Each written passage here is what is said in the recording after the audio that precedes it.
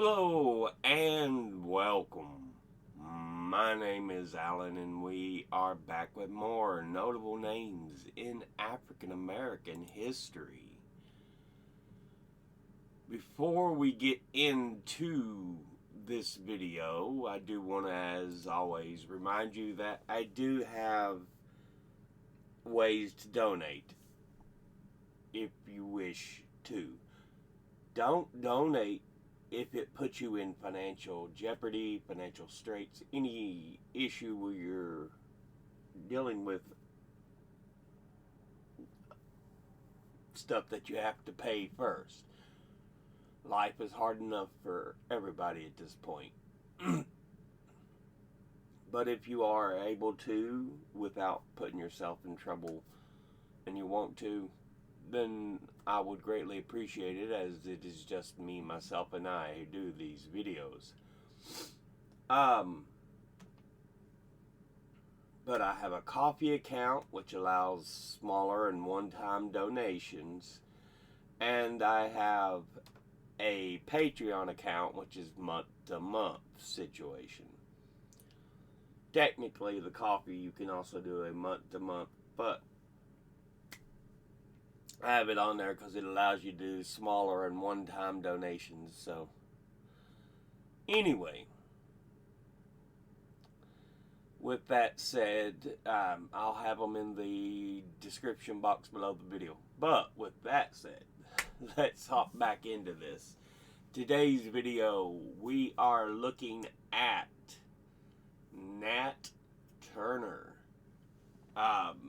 Often you'll hear the Nat Turner Rebellion, the Nat Turner Revolt. Nat Turner himself, a slave. Never a free man. Technically.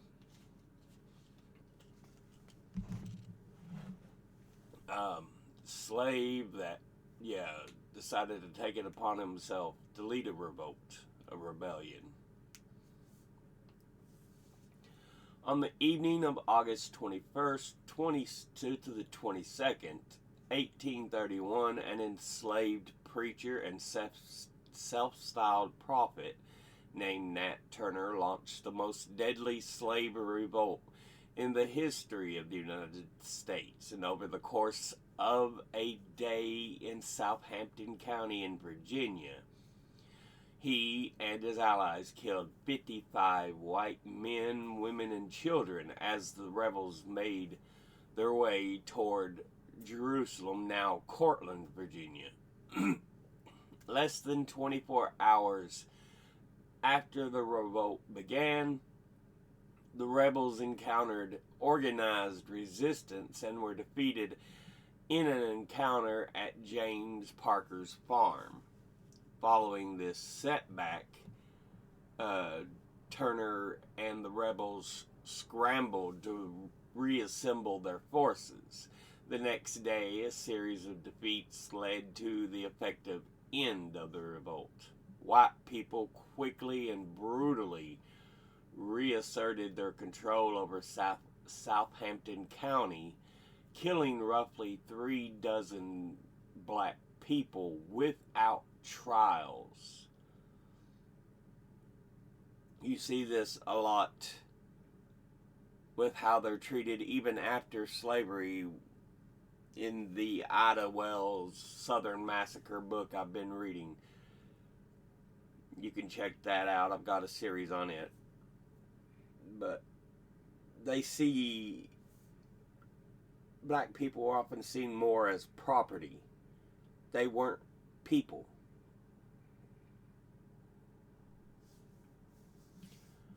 And so, it's just, you didn't deserve a trial. You were part of this, or even if you weren't, you make me feel better to kill you. That's literally how it was. Within a few days of the revolt, white leaders in Southampton became increasingly confident that the revolt had been suppressed and worked to limit the extra-legal killing of black people. Instead, white leaders made sure that the remaining suspected rebels were tried, which also meant that the white enslavers would receive compensation from the state for condemned enslaved people. Again, they're treated as property. Trials began on August the 31st, 1831, and the majority were completed within a month.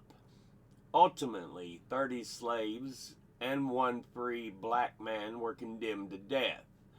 Of these, 19 were executed and 12 had their sentences commuted by Governor John Floyd.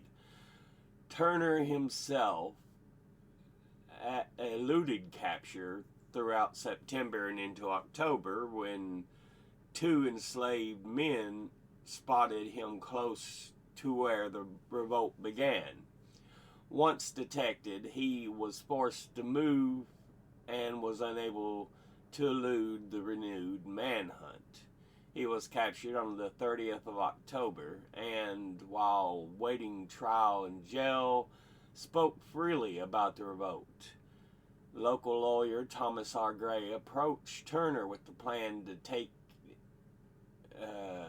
down his confessions, and they were put into a book that was published within weeks of Turner's execution on November the 11th, 1831, and remains an important source for historians. Sounds like a book I need to read.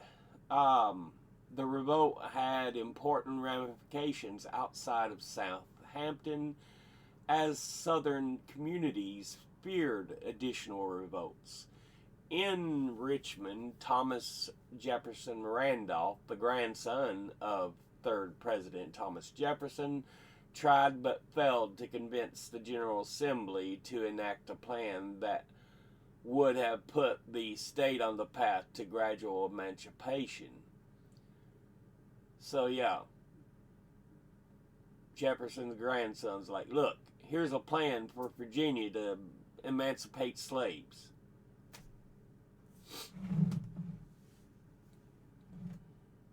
But the General Assembly was like, nah.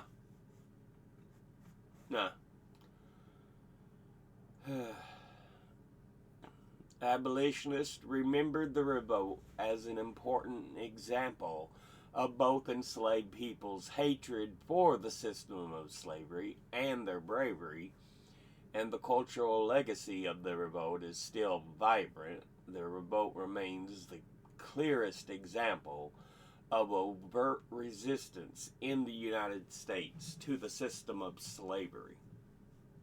So yeah. That was from Encyclopedia Virginia.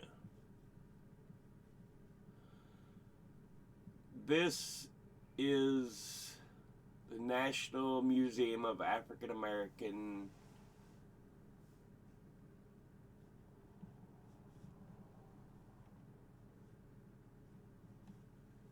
I was like, where's the little X?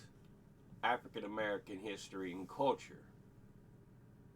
Part of the Smithsonian Institute. But yeah, Nat Turner's Rebellion. Copy of the book there. Older copy. Slave rebellions carried bloody consequences. Rebels were executed. Family and friends and neighbors might be beaten and killed. In some cases, slaveholders placed bloody and dismembered bodies in public view to remind passerby of their awful power. Still, in the midst of terror, enslaved people rebelled. Nat Turner believed he was called to God to deliver his people from slavery. Turner used preaching to convince people to join his revolt. On August the 21st, 1831, at 2 a.m., Turner and his followers started at his master's house and killed the entire family. They marched throughout Southampton County in Virginia, killing at least 55 people, until white authorities crushed the revolt, and Turner avoided capture for nearly 2 months before he was caught. He was tried in Southampton County Court and was sentenced to be hung on November the 11th. His revolt shocked the white South, and in retaliation, white Southerners tightened laws restricting enslaved people's lives. And you're like, how did it shock them? Well, again, they didn't see black people, slaves, as thinking individuals. They were seen as livestock. They were things. And it's like, oh crap, they actually have the mental acuity to push for rebellion. So yeah. From Britannica. Born October the 2nd, 1800 in Southampton County, Virginia, and died November the 11th, 1831 in Jerusalem, Virginia, now Cortland, Virginia, and was an enslaved black American who led the only effective sustained slave rebellion in August of 1831 in U.S. history, spreading terror throughout the white South. His actions set off a new wave of oppressive legislation prohibiting the education movement and assembly of enslaved people, and stiffened pro-slavery, anti-abolitionist convictions that persisted in the region until the American Civil War. Yeah, remember, this is 30 years before the Civil War. But for those who are kind of wanting to know, Southampton County is in the very bottom of the state, literally on the border with North Carolina. So, yeah, to give you an idea. Turner was born the property of a prosperous small plantation owner in a remote area of Virginia. His mother was an African native who transmitted a passionate hatred of slavery to her son.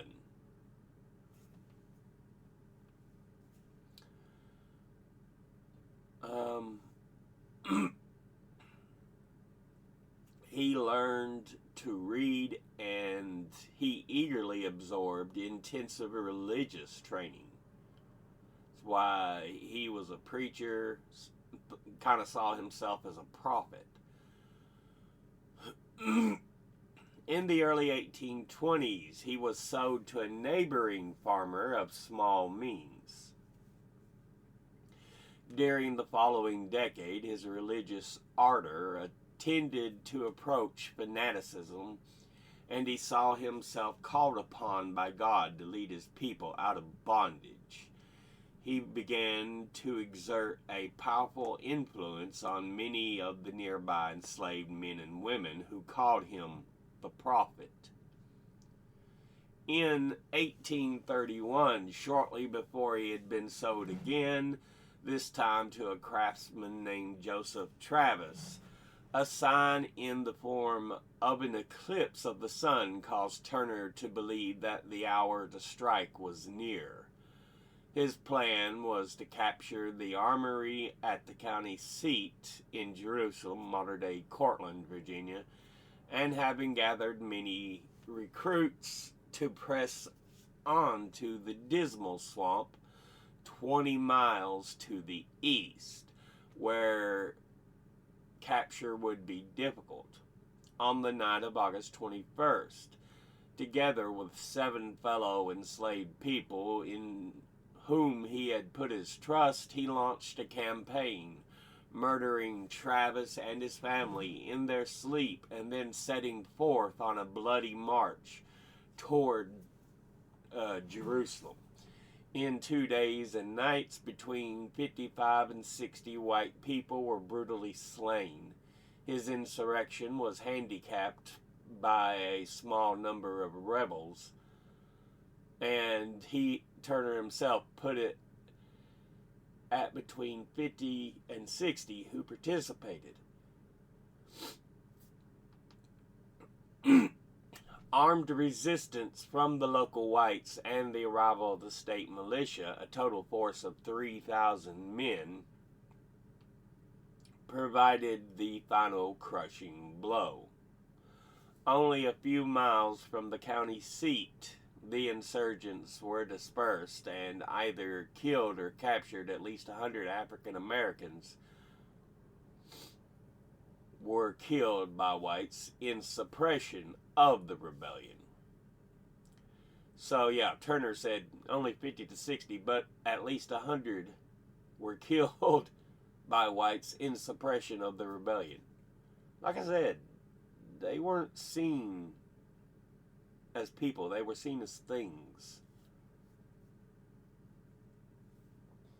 Turner eluded his pursuers for 6 weeks, but was finally captured. While in prison, he dictated his confession in the days leading up to the trial on November 5th, 1831, to his attorney, Thomas R. Gray, and he would be found guilty and hanged on November 11th. The Confessions of Nat Turner were published a few weeks later. His rebellion put an end to the white Southern myth that slaves were either contented with their lot or too servile to mount an armed revolt. Yeah, like I said, they were often seen as livestock, things. In Southampton County, black people came to measure time from Nat's Fray or Old Nat's War. Turner had been most widely popularized by William Styron in his novel, The Confessions of Nat Turner, which won a Pulitzer Prize for fiction.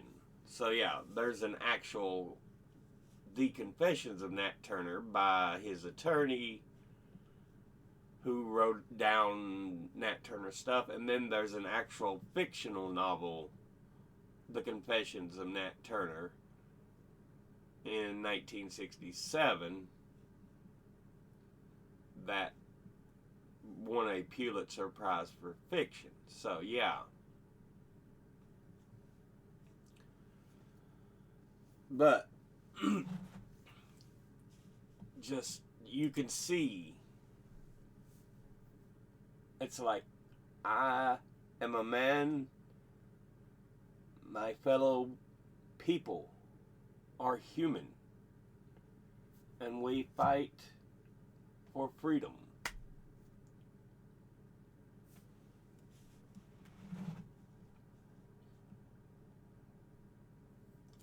Yeah, there's the Discovery of Nat Turner by William Henry Shelton.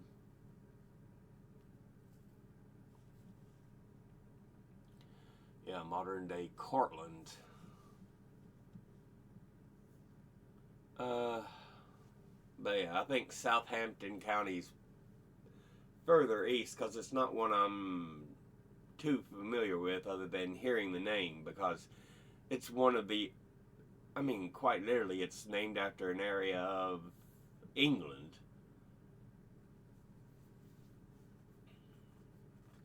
So that tells you it's one of the earlier places.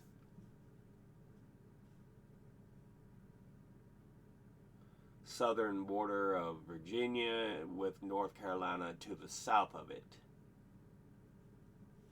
So yeah.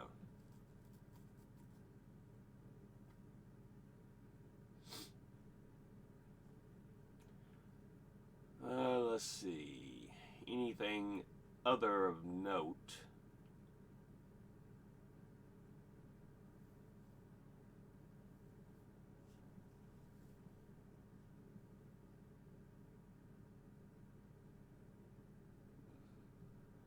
Has been depicted in films, literature, and plays, as well as many scholarly works.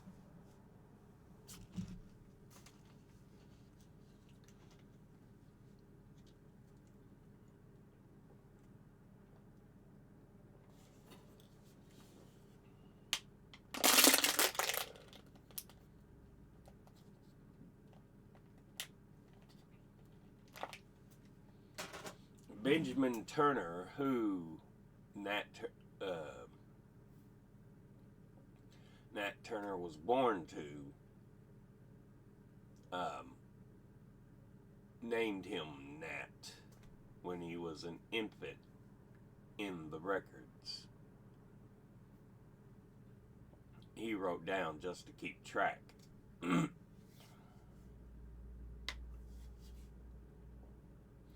Slavery was so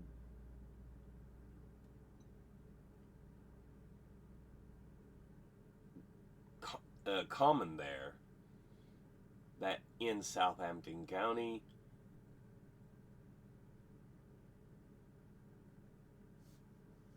it was a rural plantation area with more black than white people. So yeah, it's one of the very bottom counties, and you're looking at further east.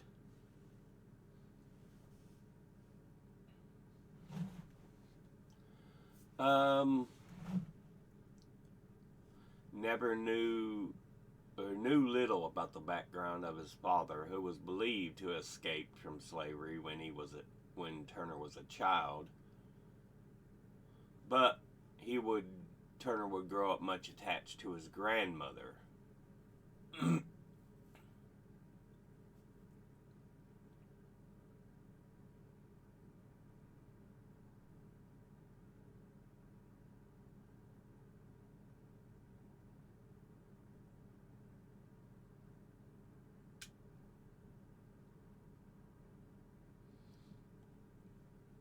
In 1830, Joseph Travis purchased Turner, and Turner later recalled that Travis was a kind master who placed the greatest confidence in him.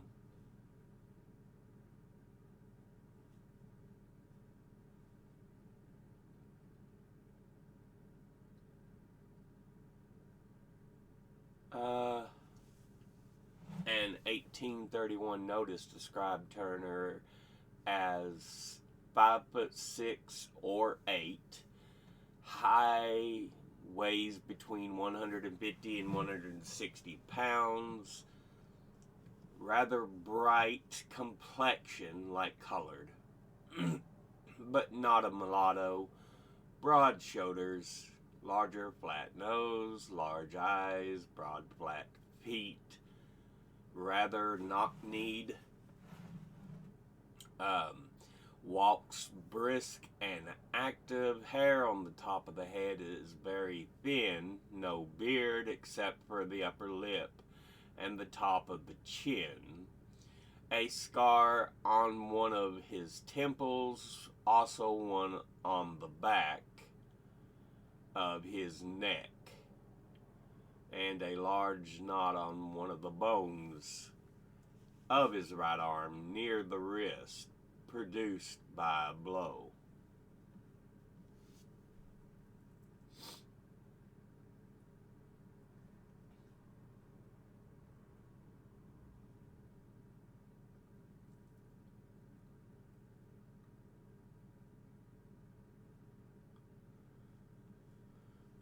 Historian Patrick Breen stated Nat Turner thought that God used the natural world as a backdrop in front of which he placed signs and omens. We saw he took the sign of the eclipse as, okay, the moment to strike is at hand.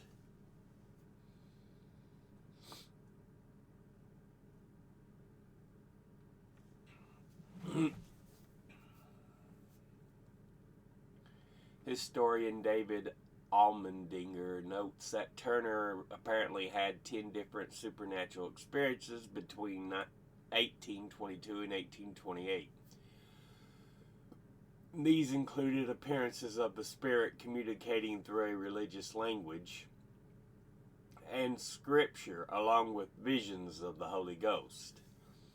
While working in Mooresfield on May the 12th, Turner said he had heard a loud noise in the heavens and The Spirit instantly appeared to me and said the serpent was loosened, and Christ had laid down the yoke he had borne for the sins of men, and I should take it on and fight against the serpent, for the time was fast approaching when the first should be last and the last should be first. In 1824, Turner had a second vision while working in the fields for Thomas More, recalling the Savior was about to lay down the yoke when he had borne for the sins of men, and the great day of judgment was at hand. By the spring of 1828, Turner was convinced that he was ordained for some great purpose in the hands of the Almighty. Historian and theologian Joseph Drays says, in connecting this vision with the motivation for his rebellion, Turner makes it clear that he sees himself as participating in the confrontation between God's kingdom and the anti-kingdom that characterized his social historical context. After Turner viewed the solar eclipse in 1831, he was certain that God wanted the revolt to commence. Historian Gene W. Cash notes that despite Turner's revelations being dismissed by some historians for appearing delusional or incoherent, they fit a pattern of leadership focused on a biblical interpretation of prophetic divine wrath. According to Cash, Turner's visions appear to be rooted in his understanding of apocalyptic Christian theology, where Old Testament themes of a revolutionary reform and divine justice were prevalent. Cash notes that Turner's self-conception as a prophet was a product of a coherent religious worldview at the time, as opposed to him having mental instability.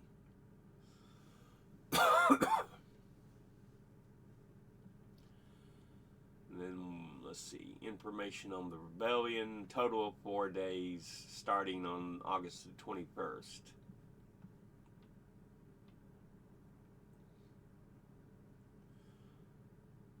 Yeah, 55 white men, women, and children killed,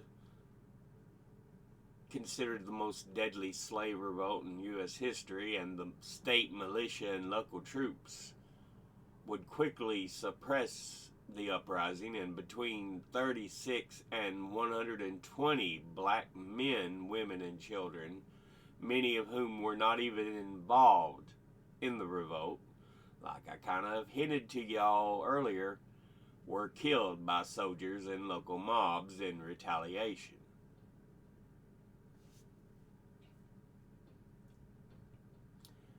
They put on trial for death. His attorney wrote down his confessions.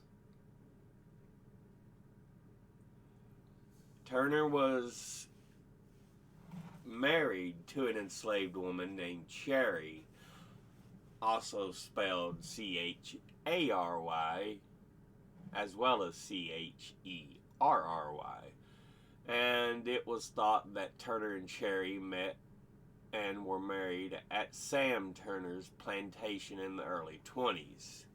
The couple had children. Historians vary in believing that they were 1, 2, or 3, a daughter and possibly 1 or 2 sons, including one named Riddick. The family was separated after Sam Turner died in 1823, when Nat Turner was sold to Thomas More, and his family were sold to Giles Reese. By 1831, his son was enslaved by Piety Reese and lived on a farm that was near the Travis farm where Turner was enslaved. However, in February 1831, Reese's son John used Turner's son as collateral for family debt. for a family death. One historian notes that Turner approached his conspirators for the rebellion days after his son was used as collateral. After the rebellion, authorities beat and tortured Cherry Turner in hopes of finding her husband. September 26, 1831, the Richmond Constitutional Whig published a story about the raiding of the Reese plantation, stating that some papers were given up by his wife under the lash.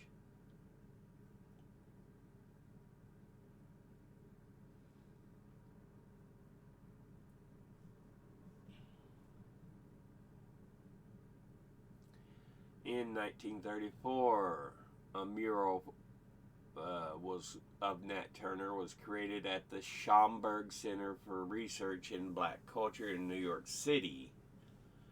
2002, Nat Turner was listed as one of the 100 greatest African Americans in a work by scholar Molefi Kete Asante.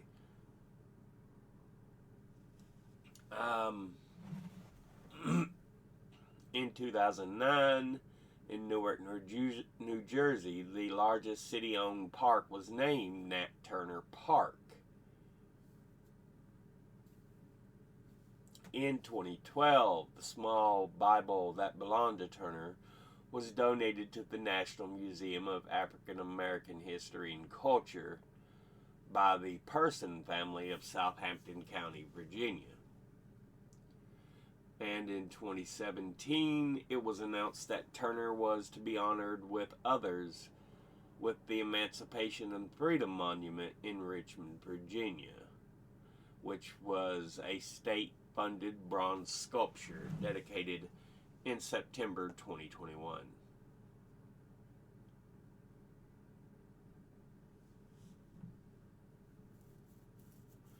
There's been films that represent them. January 1968, 20th Century Fox turned William Styron's novel The Confessions of Nat Turner into a film, and at the time it was the most ever paid for the film rights of a novel. However, the film, which was supposed to be star James Earl Jones,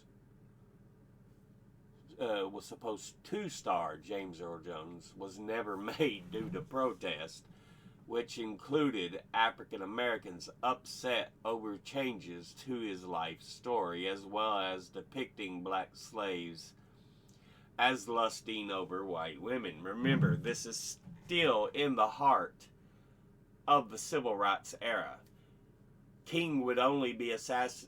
Dr. King would only be assassinated a few months later in 68.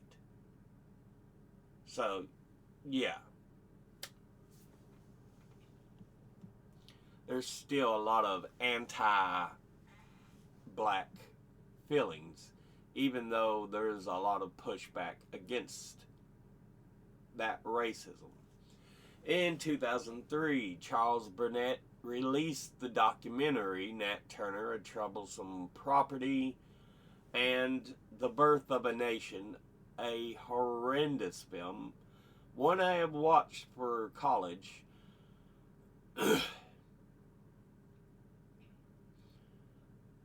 Okay, this is a 2016 film. I'm talking about the one written or performed by D.W. Griffith. Okay. This is 2016. This is a different one. Written and directed by Nate Parker and based on the story of Nat Turner. I'm thinking of the D.W. Griffith one. But yeah. Literature. In 1884, the Cleveland Gazette published the poem Nat Turner by Timothy Thomas Fortune. So, 1884, a poem. Sterling Allen Brown, the first poet laureate of the District of Columbia, wrote a poem remembering Nat Turner in 1932. Another poem The Confessions of Nat Turner, the fictional novel, won the Pulitzer Prize for Fiction in 1968. It was controversial, and with some criticizing the white author for writing about such an important black figure and calling him racist for portraying Turner as lusting for a white woman.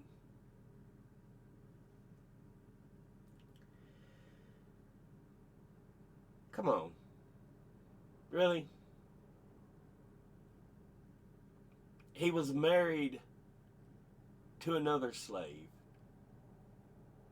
believed himself a prophet, and he was a preacher. Don't mean he couldn't eyes have traveled a little bit, but yeah, that's speculation at best. In response to Styron's novel, 10 black scholars and authors published a collection of essays. The William Styron's The Confessions of Nat Turner, 10 black writers respond in 1968. In 2006, Kyle Baker's graphic novel Nat Turner received the Eisner Award for Best Reality-Based Work and the Glyph Comic Award for Best Story of the Year. Sharon Ewell Foster published her novel The Resurrection of Nat Turner, Part 1, The Witness, a novel, in 2011. Then there's been songs. The 1960s funk soul band, Nat Turner Rebellion, named after Turner's revolt. Chance the Rapper's song, How Great, refers to Turner's rebellion in the line, Hosanna Santa invoked and woke up enslaved people from Southampton to Chatham Manor. Yeah. In the early 1990s, hip-hop artist Tupac Shakur spoke in interviews about Nat Turner and his admiration for his spirit against oppression. Shakur also honored Turner with a cross tattoo on his back, Exodus 1831, referring to the year Turner led the rebellion. Tyler, the Creator's opener forward in his 2017 album Flower Boy contains the line, How many slaves can it be till Nat Turner arrives? Hip-hop group Brand Nubian referenced Turner's revolt in the lyrics, Now I'm like Nat Turner with two burners, in the song Return of the Dread, which was on their 1994 album. Ice Cube features the lyric, With the burner, Nat Turner will make you a quick learner, on his track All Work No Play from his 2025 album Man Up. Talib Kweli released the song Nat Turner in 2023 about the legacy of Turner from the album Liberation 2, a collaboration with producer Mad Lib. Theater. We talked about plays. African American theater educator Philip Randolph Edmonds included Nat Turner, a play in one act, in his 6 plays for the Negro Theater. 1940, Paul Peters' play Nat Turner, produced by the People's Drama Theater in New York. In 2011, Following Faith, a Nat Turner story by Paula Neiman, was produced in Los Angeles. In 2016, the play Nat Turner of Jerusalem by Nathan Allen Davis was produced at the New York Theater Workshop, and in 2018, the Forum Theater in Washington, D.C., and in 2021, the Coneo Players Theater streamed a live production of Nat's Last Struggle by playwright P.A. Ray. The play also performed virtually by the Virginia Stage Company on August 2020. But yeah. Woo!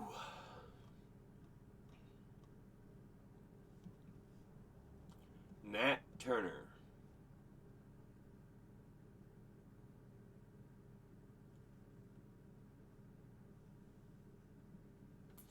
Nat Turner's rebellion, his revolt. Like was said, it was believed to only be about 50 to 60 men, women, and children that revolted with him. But they had to call in a military force of 3,000 to take him down. Apparently, he was still having some trouble with raids as they went east because they were going toward the Dismal Swamp. But, yeah.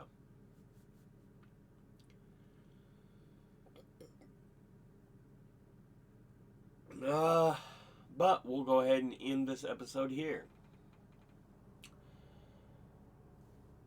As always, educate thyself.